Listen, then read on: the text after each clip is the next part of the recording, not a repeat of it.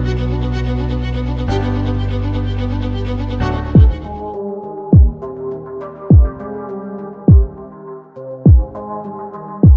Guys, कैसे हैं आप सब। आई होप आप सभी अच्छे होंगे। तो गाइस, आज हम पांचवा लेक्चर चालू करने जा रहे हैं पदार्थ विज्ञान का।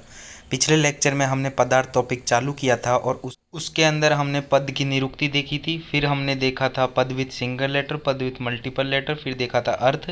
उसके बाद में हमने पदार्थ की निरुक्ति देखी थी और हमने देखा था उसके बाद में षट पदार्थ। तो गाइस, चलिए एक बार हम इसका जल्दी जल्दी रिवीजन कर लेते हैं, उसके बाद में हम आगे चलते हैं। तो सबसे पहले जो पदार्थ की निरुक्ति पढ़ी थी हमने, उसके अंदर हमने दो चीज़ें पढ़ी थी। जो पद है उसको दो नामों से जाना जाता है एज पर संस्कृत ग्रामर। एक है सुबंता और एक है तियंता।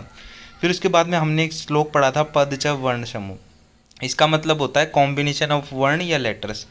फिर इसके बाद में हमने जो नेक्स्ट चीज़ पढ़ी थी वो थी जो पद है वो सिंगल लेटर से भी मिलकर बना हुआ हो सकता है और मल्टीपल लेटर से भी मिलकर बना हुआ हो सकता है, लेकिन उसका कोई स्पेसिफाई मीनिंग निकलना चाहिए तभी वो पद है।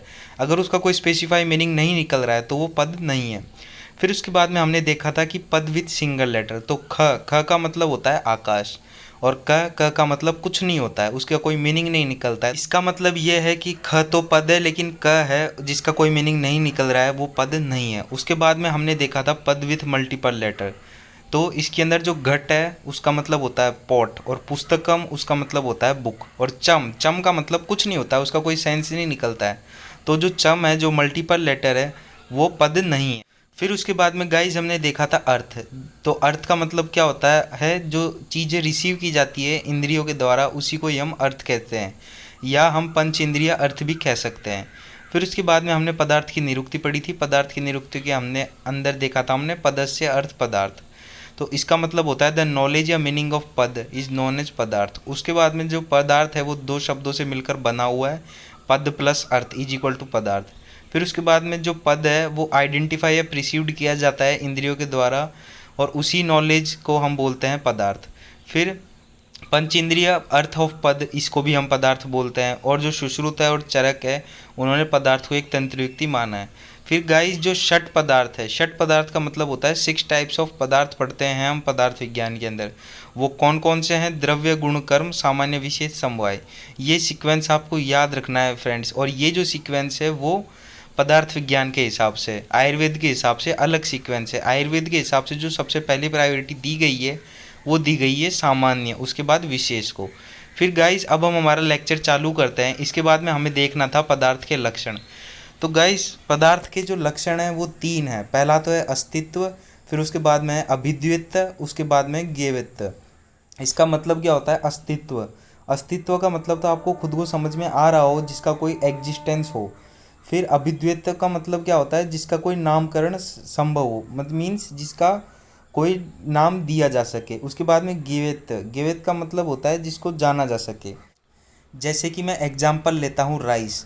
तो गाइस आप समझ सकते हो कि राइस है वो इस दुनिया के अंदर एग्जिस्टेंस करता है और उसको हम नाम भी दे सकते हैं। जैसे कि बासमती राइस अलग होता है और दूसरा राइस अलग होता है। राइस की बहुत सारी वैरायटीज़ है तो उसको हम नाम दे सकते हैं और राइस के बारे में हम जान सकते हैं, जैसे कि सोनाली, ये सारे अपने पढ़े थे एनसीईआरटी के अंदर। तो ये सारी वैरायटीज़ इनको हम जान सकते हैं अलग अलग तरीके से। फिर उसके बाद में ये जिसमें पाई जाएंगी, ये जो तीनों चीज़ें जिसमें पाई जाएंगी, इन तीनों चीज़ें होनी चाहिए।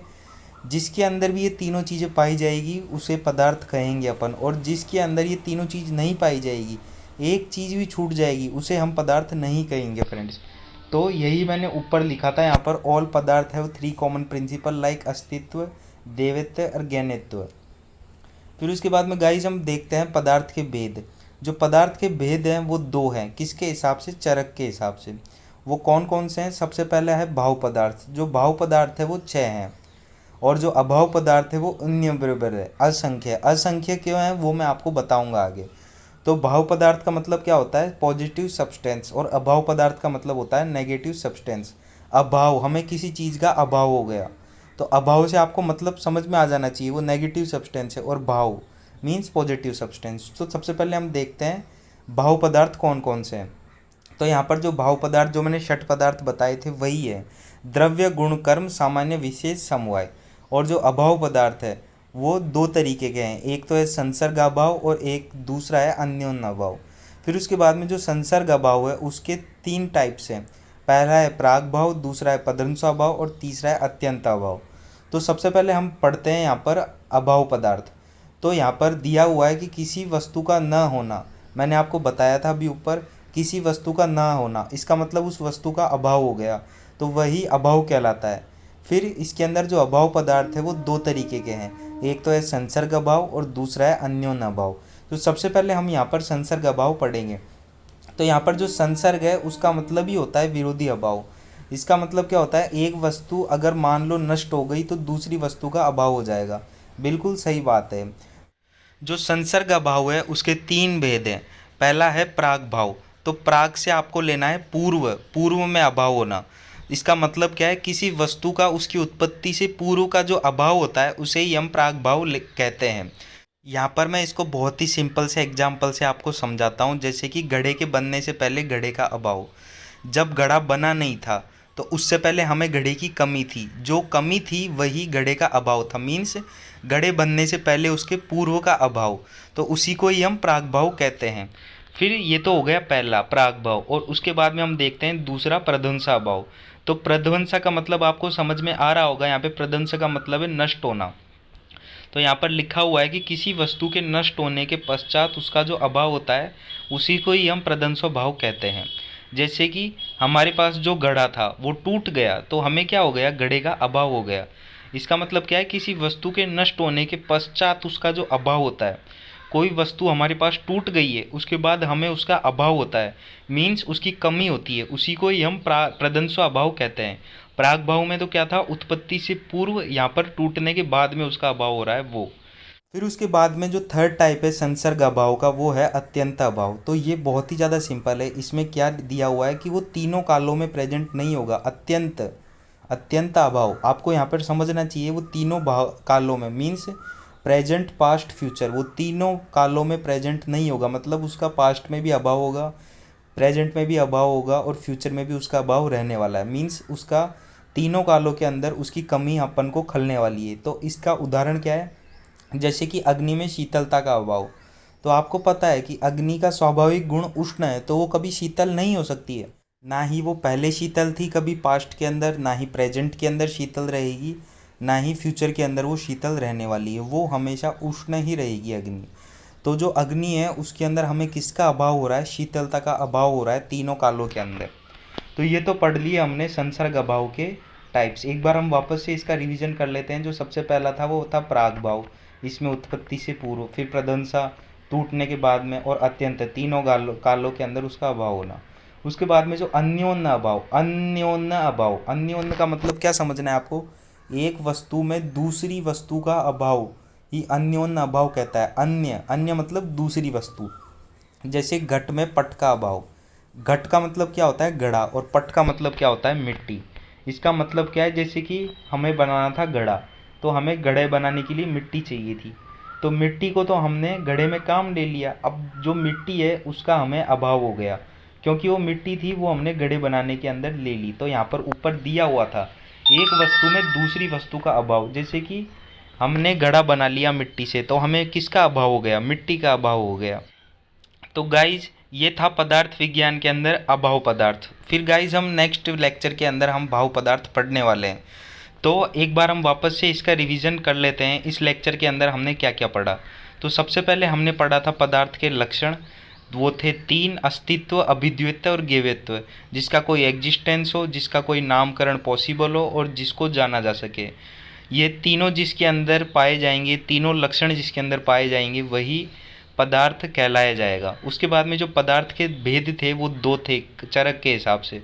पहला तो था भाव पदार्थ, वो है 6 टाइप्स के, और दूसरा है अभाव पदार्थ, वो है असंख्य। फिर जो भाव पदार्थ था वो थे पॉजिटिव सब्सटेंस, और जो अभाव पदार्थ थे वो थे नेगेटिव सब्सटेंस। यहाँ पर अभाव पदार्थ को असंख्य क्यों कहा गया है, जैसे कि कभी तो हमें घट में पट का अभाव, तो अभाव तो हमें किसी भी चीज़ का हो सकता है, तो अभाव असंख्य है। लेकिन जो भाव पदार्थ है वो 6 हैं। वो कौन कौन से हैं, जो षट पदार्थ हैं वही भाव पदार्थ हैं, द्रव्य गुण कर्म सामान्य विशेष समवाय।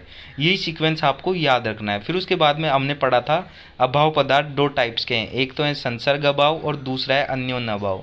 फिर जो संसर्ग अभाव है उसके 3 टाइप्स थे। पहला तो था प्राग भाव, प्राग भाव में उत्पत्ति से पूर्व का अभाव। जैसे कि घड़े के बनने से पहले घड़े का अभाव, उसके बाद में हमने जो संसर्ग अभाव था उसका जो दूसरा टाइप था वो था प्रध्वंसा अभाव। इसके अंदर जो वस्तु नष्ट हो जाती है उसके पश्चात जो अभाव होता है वही प्रध्वंसा अभाव है। उसके बाद में जो अत्यंत अभाव है, इसका मतलब है तीनों कालों में उसका अभाव होना। जैसे कि अग्नि में शीतलता का अभाव। फिर है अन्योन्य अभाव, जो सेकेंड टाइप था वो था अन्योन्य अभाव। फिर इसके अंदर क्या था, एक वस्तु में दूसरी वस्तु का अभाव, जैसे कि घट में पट का अभाव होना। मतलब घड़ा तो बन गया लेकिन मिट्टी खत्म हो गई, तो हमें क्या, किसका अभाव हो गया, मिट्टी का अभाव हो गया। तो गाइस इस वीडियो को हम यहीं समाप्त करते हैं। और गाइस अगर आपको अभाव पदार्थ के अंदर कोई दिक्कत रह गई हो तो आप कमेंट सेक्शन में कमेंट कर दीजिएगा। उन कमेंट्स का रिप्लाई देने की मैं पूरी कोशिश करूंगा। और गाइस अगर आपको ये वीडियो अच्छी लगी हो तो मेरी वीडियो को लाइक करें, मेरे चैनल बीइंग डॉक्टर को सब्सक्राइब करें। इसी तरह की वीडियोज़ मैं आपके लिए लाता रहता हूँ। थैंक यू दोस्तों हमारी वीडियो देखने के लिए।